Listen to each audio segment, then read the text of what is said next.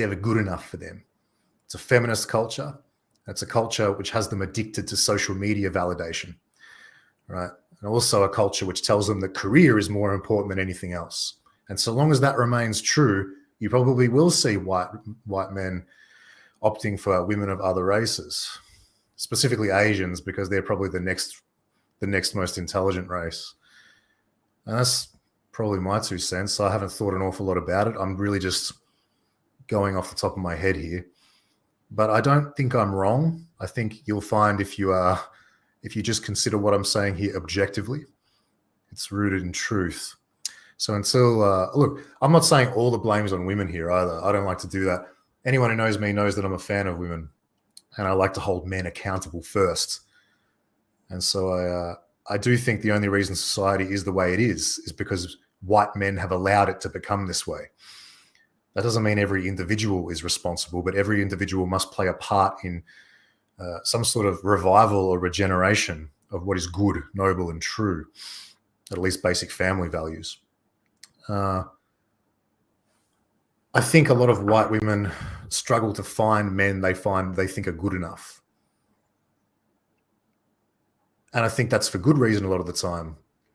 What I mean by that is I think a lot of white guys probably could take better care of themselves.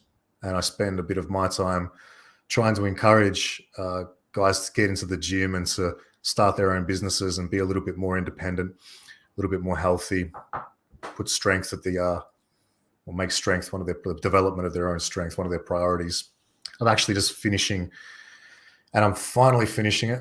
I've been adding little bits to it and taking bits out. It's like a fitness guide, which will be available through Imperium Press. I'm not sure when it'll be available, but I'll be sending it through to them like in the next week or so. And I know other people around the world are contributing, other personalities of note. So that should be like my next contribution to helping guys, increase their market value a little bit at least. But yeah, I suppose that's all I have to say on the matter. It's a cultural problem. It's a problem with what women are choosing to prioritize. And my advice to women generally would be you need to embrace the concept of your mortality. You need to realize that the clock is ticking for you and that you need to get a move on if you're going to have a family. And when you see women who have children, who have healthy children, you see how happy they are with children, how fulfilled they are, how much meaning it gives to them. It's like they're complete.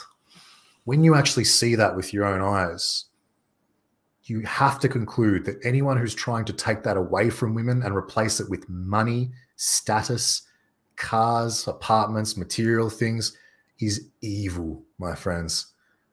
To take away the power of procreation from women and tell them to instead invest their time into stuff and money and reputation and status, for how long is that going to last until you die and leave it all behind? We've been given the power, right? Both men and women, but women specifically, have been given the power to create copies of ourselves. And that's the only way that we can rebel against the cruel reality of this world. How should I describe it? Excruciatingly temporary existence on this plane. We can rebel against it by making copies of ourselves and raising them to be better than us, stronger than us, smarter than us. And that is the meaning of life, as far as we little ants down here can understand it. We have to keep making copies of ourselves. And that's the greatest rebellion against the reality of the world, I think. Reality of our temporary lives. There's my thoughts. Yeah, so